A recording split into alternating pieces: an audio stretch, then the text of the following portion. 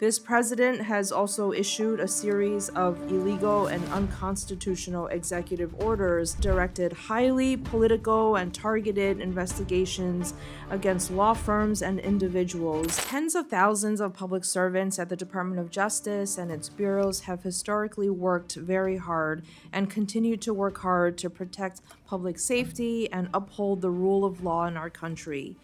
Yet, I must take this opportunity to express my very strong concerns about this current administration's lack of respect for the rule of law.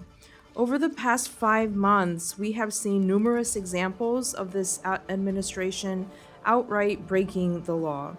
The administration continues to illegally withhold billions of dollars in funding that Congress appropriated, including hundreds of recently terminated justice grants that had previously been awarded through open and competitive processes. The administration is violating the federal law that mandates that the Office of Management and Budget publish apportionments and show the public how and when federal agencies are spending appropriated funds. The Justice Department has begun illegally restoring the gun possession rights of convicted felons and domestic abusers. It's allowing the sale of forced reset trigger devices without a background check.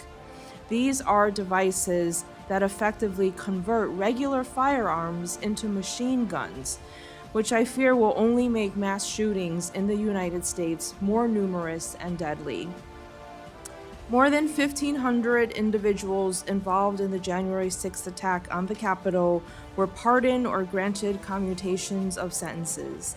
The president's new appointee as pardon attorney, Ed Martin, previously raised money to help defend some of the most violent of these individuals, people who assaulted police officers. Some of the pardoned January 6 defendants have subsequently been arrested, charged, or sentenced for other crimes. Under this president, the U.S. has accepted a luxury jetliner from Qatar, very likely in violation of the emoluments clause of the Constitution. This president has also issued a series of illegal and unconstitutional executive orders, several of which are being challenged in courts right now.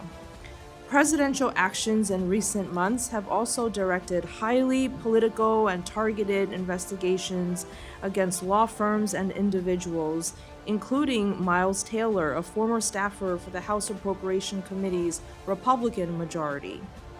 Meanwhile, the administration has weakened law enforcement against political corruption by gutting the department's Public Integrity Section, which fairly investigates and prosecutes corruption by government officials.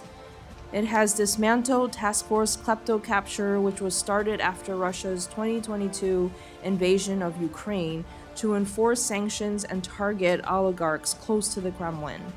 It has also ended the FBI's Foreign Influence Task Force, which was created to defend against foreign influence operations targeting U.S. institutions. Furthermore, dozens of experienced career federal prosecutors, litigators, and FBI leaders have been fired or forced out since the start of this administration, including James Dennehy, the highly respected leader of the FBI's New York field office. I'm really concerned about what is happening in the Department of Justice, especially based on the department's fiscal year 2026 budget request. The proposed budget weakens the country's efforts to fight crime and keep Americans safe. The proposal reduces funding for the FBI, despite the heroism of agents like those in Minnesota who aided in the recent capture of the deranged man accused of killing a state representative and nearly killing another. It slashes funding to fight the trafficking of fentanyl and other dangerous illegal drugs by reducing the budget of the DEA, cutting the high-intensity drug trafficking areas program by more than a third, and by completely eliminating the dedicated funding for the Organized Crime Drug Enforcement Task Force's program. The administration